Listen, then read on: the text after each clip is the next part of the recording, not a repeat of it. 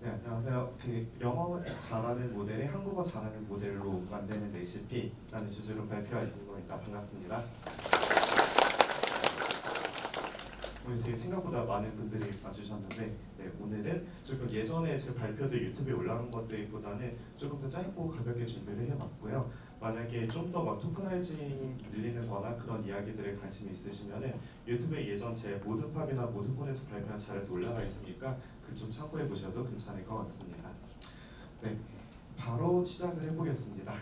네, 오늘은 두 가지 이야기를 해볼 거예요. 한국어 언어 모델 만드는 이야기를 해볼 거고요. 두 번째로는 그 언어 모델을 만드는 프레임워크를 제가 이전 발표들에서는 지속적으로 EJRM이라는 라이브러리를 썼다 정도로만 하고 바로 넘어갔는데 그걸 실제로 어떻게 써야 되는지 그리고 어떤 차이가 있는지 정도를 언급하고 실제 여러분들이 바로 학습을 가져다 쓸 수 있는 정도로 제가 레포를 정리를 했어요. 그래서 그것까지 같이 공유 드리려고 합니다. 자, 첫 번째 영어 모델로 시작을 해봅시다. 간단함이 최고예요. 저 언제나 학습을 하면서 느끼는 거지만 심플은 언제나 좋습니다. 가장 간단한 방식의 학습을 진행을 하는 게 가장 좋은 성능은 아니더라도 최선의 결과물을 가져올 수 있었어요. 그 이유는 우리가 데이터셋은 점점 늘어나고 학습을 진행을 하고 토크나이징을 바꿔주고 혹은 이제 방법론을 개선을 하고 추가를 해준다고 하더라도 이 것들이 계속 추가가 돼요. 계속 새로운 좋은 방법론 논들이 나올 거고 새로운 데이터들은 계속 공개가 될 것이고 그러면서 우리가 사용할 수 있는 리소스 그런 것들이 계속 변형이 일어납니다. 하지만 그거에 모두가 대응을 해서 이게 괜찮은 것 같아 라는 방식으로 조금씩 바꿔서 하다 보면은 어떻게 보면 딥러닝에서 로컬 옵티마에 빠지는 것처럼 이게 최적일 수는 있어도 최선 아닐 수 있긴 그 함정에 빠질 수 있기 때문에 저는 심플한 것을 최대한 추구하려고 하고 있어요. 그런 점에서 제가 처음에 공개했던 모델 중에서 라마2 코어라는 모델이 있어요. 그 모델은 이제 기본적으로 영어 모델 그 중에서도 가장 베이스가 된다고 보는 라마2를 기반으로 학습을 진행을 했었고요. 근데 물론 이제 영어 모델만 학습을 하는 게 아니라 혹은 미스트랄 혹은 다른 최근에 오리온 이런 나오는 것처럼 멀티링구얼로 나오는 모델들이 기본으로 사용하는 것도 괜찮다고 생각은 합니다만 최소한 이제 공용적인 언어 특성을 고려하는 그런 언어 어쨌든 성능이 어느 정도는 나오는 모델을 기반으로 해야 괜찮다고 생각을 하고 있어요. 근데 어쨌든 이런 멀티링구얼 혹은 영어 기반의 모델을 사용하다 보면 공통적으로 따라오는 문제가 토커나이저 효율성의 문제예요. 그 슬라이드 아래쪽에 나와 있는 것을 볼 수 있겠지만 이제 안녕하세요라는 단어를 토커나이징 하는데 라마2와 라마2 코만 비교를 해봐도 안녕하세요 이렇게 두 개의 토큰으로 쪼개지는 한국어 토커나이징에 비해서 안녕하세요가 위에 안 그리고 UTF 파일 3개 그리고 하세요 이렇게 굉장히 긴 시퀀스로 쪼개지는 거 볼 수 있어요. 네, 이렇게 토커나이징 이슈 최근에 카퍼스에도 이렇게 트위터에 올려주셨는데 강의를 찍으면서 토커나이징을 짧게 하면은 생성도 빨라지고 학습도 빨라지고 굉장히 많은 기가바이트의 용량을 좀 확보를 해줄 수가 있어요. 근데 그러면은 무조건 그 토커나이징을 늘려주는 게 능사가 아니라고 할 수 있는데 토큰을 늘려서 최종적으로 사용하는 인퍼런스에 사용된 토큰 수를 줄이면은 어텐션에 계산되는 연산 양 자체가 줄어들기 때문에 언어 능력 자체가 줄어드는 그런 함정도 동시에 발생하게 됩니다. 그래서 결국 우리가 필요한 거는 무한한 단어를 포함하는 그 딕셔너리 어떻게 보면 인터넷에 있는 그 어마어마한 그 백과사전의 그 단어들 그리고 라마2에서 지금 보는 것처럼 UTF 파일로 전부 다 쪼개진 이 사이에 어딘가에서 균형을 맞춰야 돼요. 근데 이런 측면에서 어디까지가 좋으냐는 사실은 저도 답을 몰라요. 하지만 대표적으로 이제 라마2에서 고려했던 거는 적당히 영어만 표현하면 한 32,000개 정도를 쓰자. 그리고 이제 멀티링구얼로 가면은 6만 개를 쓸 수도 있고 이번에 재민이 나왔던 것처럼 25만 6천 개를 쓸 수도 있고 혹은 이제 오픈AI처럼 한 12.8K 정도를 쓸 수도 있고 이렇게 여러 가지 방법이 있을 수 있죠. 근데 어쨌든 이 과정에서 우리는 한국어 화자고 그러면은 한국어 토큰에 대해서 더더욱 집중을 할 수밖에 없어요. 그래서 그 부분에 대해서 토큰을 추가를 해주는 거죠. 그럼 반면에 이제 다른 언어들 스토리도 있어요. 대표적으로 옆 나라 일본의 케이스가 있습니다. 일본 같은 경우도 라마2 모델에서 굉장히 낮은 토크나이징 합충률을 가지고 있어요. 실제로 돌려보시면은 웬만한 이제 한자들이 이런 것들이 많이 깨지기 때문에 UTF 파일로 정확히 쪼개진다고 설명을 해야겠죠. 실제로 라마토의 학습 데이터가 약 1% 이하로 학습이 됐기 때문에 일본어도 막 그렇게 성능이 좋은 건 아니기 때문에 제가 시도했던 라마토 코와 거의 유사한 방식으로 진행을 했어요. 근데 이때 나타나는 특징 중에서 가장 큰 특징은 왼쪽 그래프 볼 수 있는 주황색 그리고 보라색 그래프 차이를 보시면은 로스 스케일링이 완전히 다른 거 보실 수 있어요. 위쪽 주황색 같은 경우는 한 오른쪽 방식, 그 오른쪽 일러스트처럼 새로운 토큰을 추가를 해주고 일본어 단어를 추가해 준 다음에 학습을 진행을 해준 케이스고요. 즉 모델이 기존에 알지 못하던 새로운 보급을 추가한 상태에서 학습을 진행을 해준 거죠. 그리고 아래쪽 같은 보라색의 경우는 라마토에 어떠한 토큰도 추가해주지 않고서 그대로 학습을 진행해준 케이스입니다. 학습 데이터 자체는 동일한데 보면 시작 로스도 7 혹은 2로 완전히 다르고 최종적으로 도달하는 로스도 완전히 다른 걸 볼 수가 있어요. 물론 로스 계산하는 것 자체에서의 그 토큰의 효율성 문제가 있지 않겠냐라고 말할 수도 있겠지만 정작 최종적으로 파인튜닝해서 성능을 비교를 해봤을 때도 패스트, 즉 토큰을 추가를 해준 것보다 아래쪽 원래 라마토에서 지속적으로 컨티뉴얼 풀트레이닝 해준 게 더 성능이 좋다라는 걸 봐줄 수가 있어요.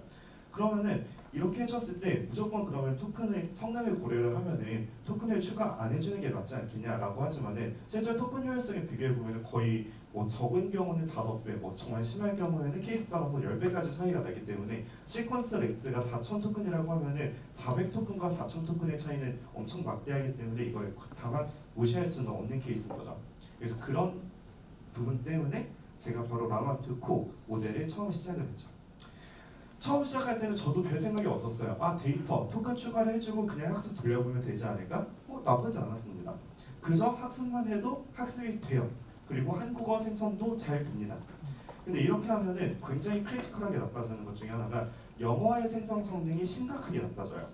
우리가 영어 모델을 기반해서 시작을 했는데 이렇게 바로 학습의 랜덤 이니셜라이즈를 시작을 해주면은 얘는 내가 영어에 대해서 레버리지를 한다라는 개념보다는 좋은 그냥 이니셜라이즈 된 그 벡터를 얻겠다 정도로밖에 못 쓰는 거죠.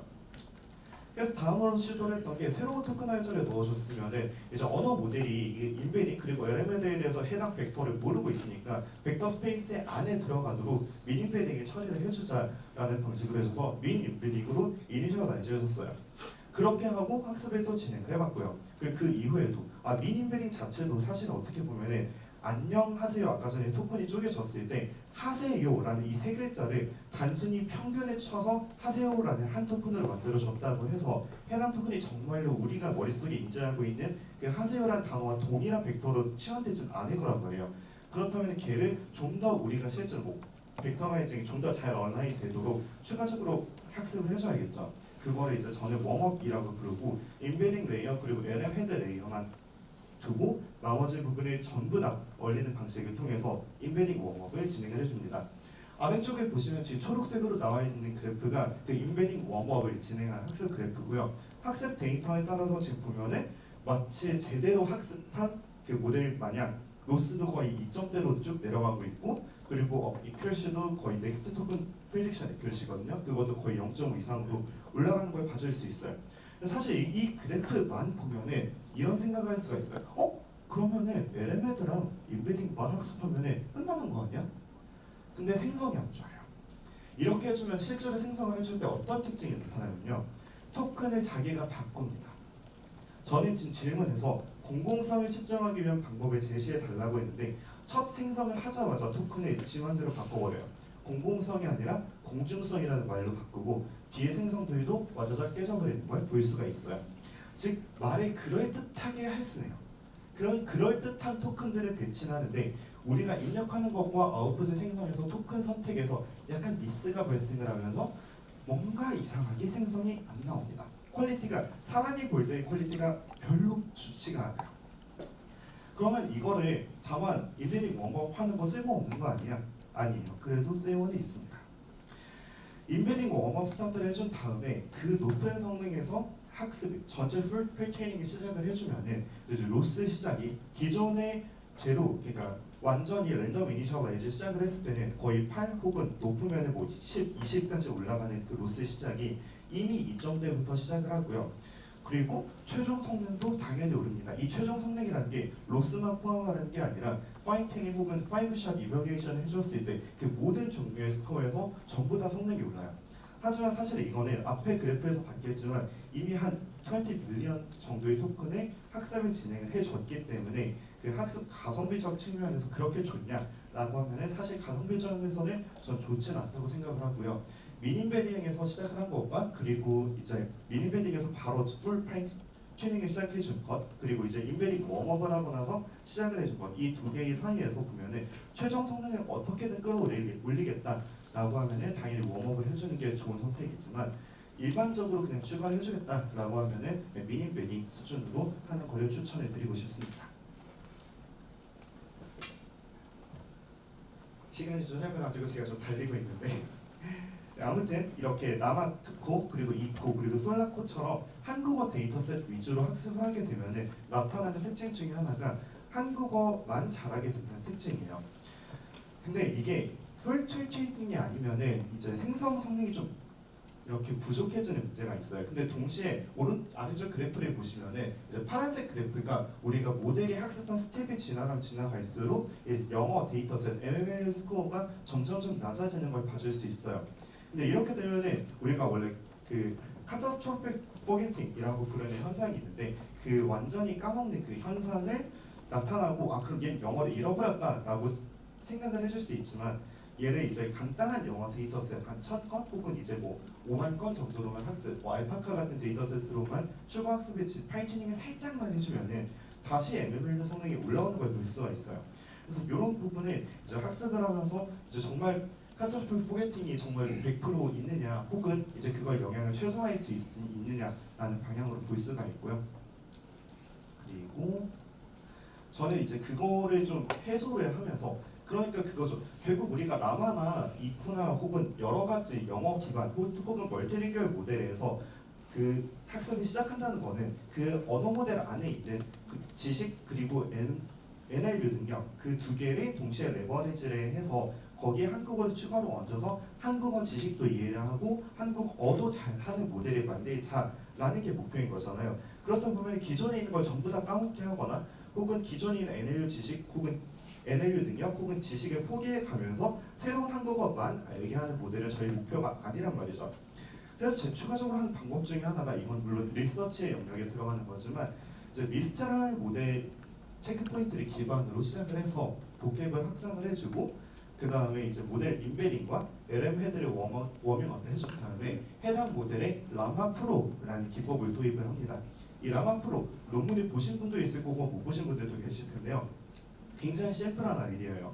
32개의 뭐 레이어가 라마 7빌리언 모델이 있다고 하면은 거기에서 일부 네 그룹을 맞춰서 거기에 8개의 레이어를 중간중간에 추가해 줍니다. 그러니까 1, 2, 3, 4 한 다음에 네 번째 레이어를 복제를 해서 다섯 번째 레이어로 만들고 그 부분의 일부분에 이제 제로 이니셜라이즈를 해줘서 똑같은 영어 토큰에 넣어서 포워드를 진행을 해줬을 때는 나오는 로짓이 똑같게 만들어지고요.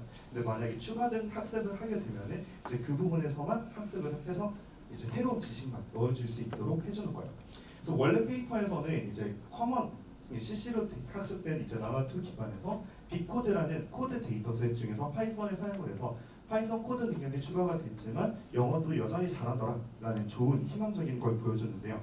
근데 저는 이거를 실제로 돌렸을 때 영어랑 뭐 파이썬 코드는 비슷하니까 뭐 그럴 수도 있을 것 같아. 그러면은 한국어도 될까? 그리고 보캡이 확장된 상태에서도 그게 될까? 라는 고민을 했고요. 근데 실제로 제가 돌려봤을 때 이런 현상이 나왔어요.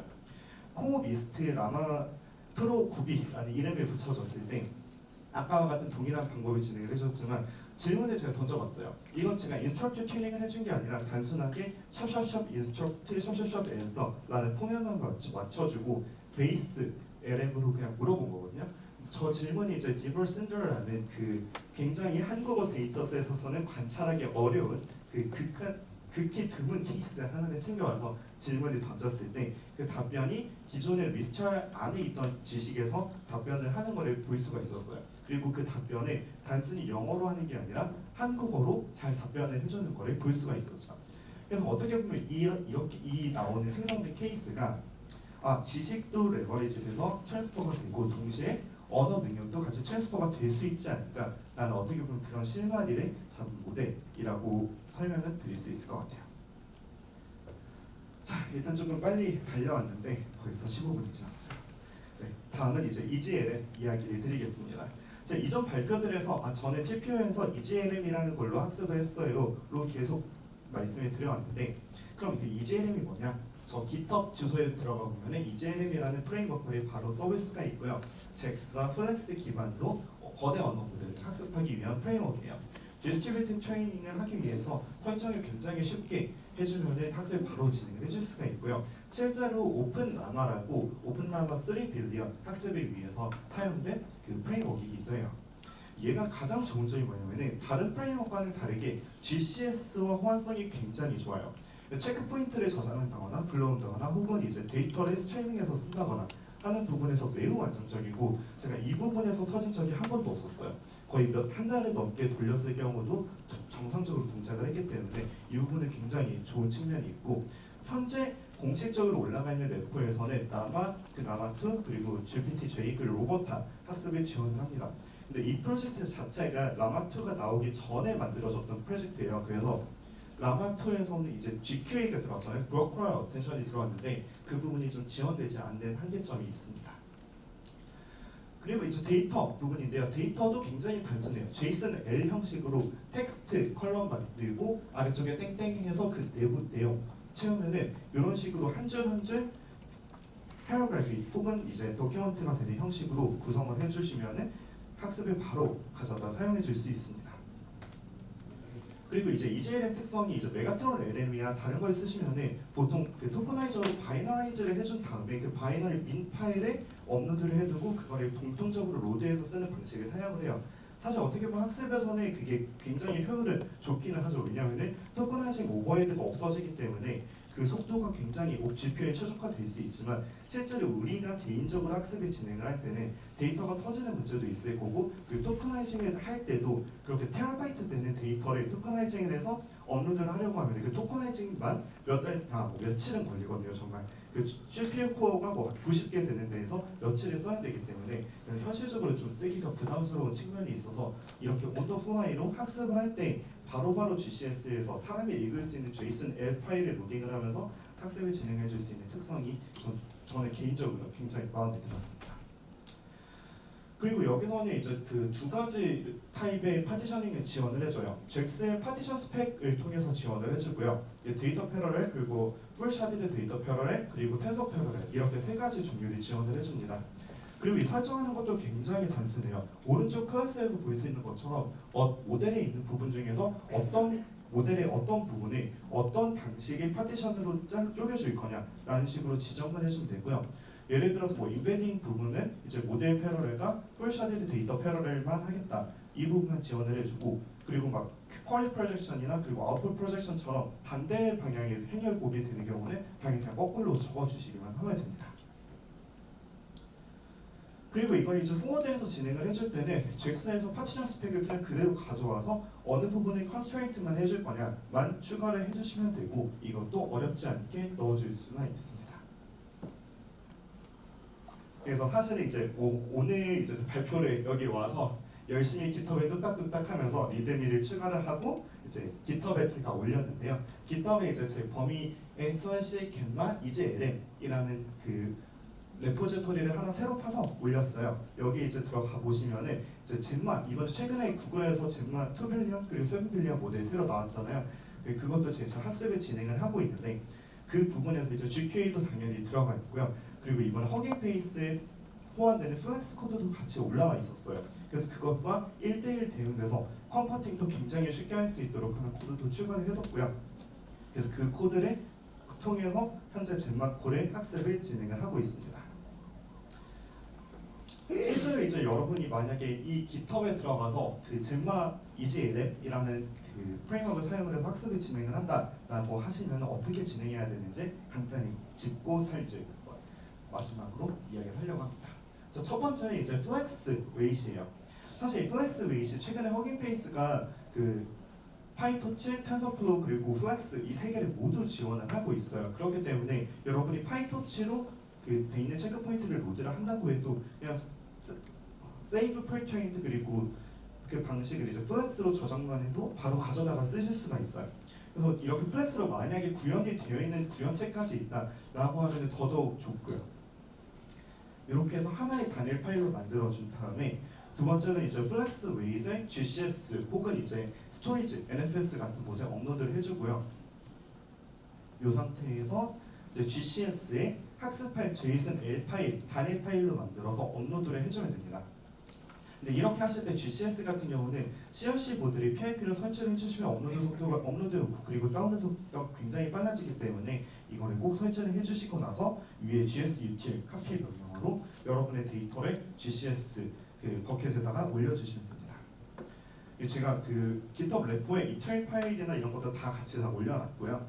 그래서 그 부분에서 이제 저 TPU 어떤 걸 사용하는지 그리고 좀 리전이 어딘지 그리고 사용자 아이디 그리고 체크 포인트 아까 제가 올렸던 것 그리고 방금 메시 디멘션들을 잘 설정을 해주고 어떤 데이터를 통해서 학습을 할 건지 그리고 어디에 저장을 할 건지만 다 저 정도만 수정을 해주고 저 파일을 그대로 실행을 해주면은 바로 학습이 진행이 됩니다. 그래서 우측 코드와 같이 이제 TPU의 모든 장비 만약에 TPU를 제가 뭐 V464라고 하면은 그 V464는 8 곱하기 8 즉 8대의 VM에 올라가거든요. 그래서 8대 디스플레이 그 분산된 그 장비에다가 모든 코드를 동일하게 해주고 그리고 모든 파이썬 환경을 동일하게 갖춰준 다음에 그 동시에 그 PDSH 혹은 이제 Gcloud 명령을 통해서 동시에 저 런 파일을 실행해라라고 던지게 되면은 그거를 바로 실행을 해주게 됩니다. 그리고 여러분 실제 실행을 하면 아마 1DB 어센티케이션을 진행을 해줬을 텐데요. 그러면 1DB에 들어가 보시면은 저렇게 이제 토커나이저 다운을 받고 학습을 바로 시작을 하는 거를 보실 수 있을 거예요. 그럼 이게 학습이 이렇게 진행될 중에 저는 보는 게 로스도 관찰하고 에큐러시도 관찰을 하지만 하나 더 관찰하는 게 있어요. 이제 저 아래쪽 보시면 왼쪽 아래에 있는 그레디언트 노멀라이제이션 값이랑 그리고 파라미터 노멀라이제이션 이 두 가지 값인데요. 이제 그레디언트 노멀 부분에 이제 데이터셋에서 어떤 걸 스킵해야 되는지 볼 수 있는 부분이에요. 그래서 여러분이 학습을 하다가 그레디언트 놈이 터진다. 그러면 일부분의 경우에서 저게 약간 데이터셋에 문제가 있는 경우가 있거든요. 그래서 저 부분을 스킵을 하고 학습을 해줘야 좀 더 안정적으로 학습을 진행을 할 수 있고요. 그리고 파란 놈 같은 경우는 학습이 진행될수록 아주 조금씩 작아져야 돼요. 아주 조금씩 중간을 맞춰주는 느낌이라고 보시면 되고 그래서 이렇게 두 가지 틀에서 보시면은 로스나 혹은 에큐러시 값이 그거 외에도 좀 더 안정적으로 학습이 돌아가는데 좀 신경을 써줄 수가 있습니다. 그래서 학습이 완료될 경우에는 이제 EGLM을 전용으로 쓰는 EGLM 그 포맷, 스트림 포맷이라고 나오는 게 있어요. 그 파일도 제가 컨버팅하는 그 파이썬 파일을 같이 만들어놨어요. 그래서 오른쪽 파일과 같이 그냥 GCS에서 해당 파일을 다운을 받아서 로컬에서 그냥 돌리기만 하면은 바로 허깅 페이스의 세이프 텐서로 나오게 됩니다. 그러면 여러분이 할 수 있는 거는 바로 허깅 페이스에 올려서 바로 공유를 할 수가 있는 거죠. 그래서 오늘은 이제 이렇게 두 개 내용을 같이 전달해 드렸고요. 그래서 누구나 좀 이제 쉽게 젠마든 아니면 이젤림이든 라마든 써서 학습을 할 수 있으면 좋겠다 해서 완전히 좀 새로 레포지토리를 정리해서 업로드를 했고요. 일단은 오늘은 좀 약간 시간이 넘긴 했지만 발표는 여기까지 진행을 하도록 하겠습니다. 감사합니다.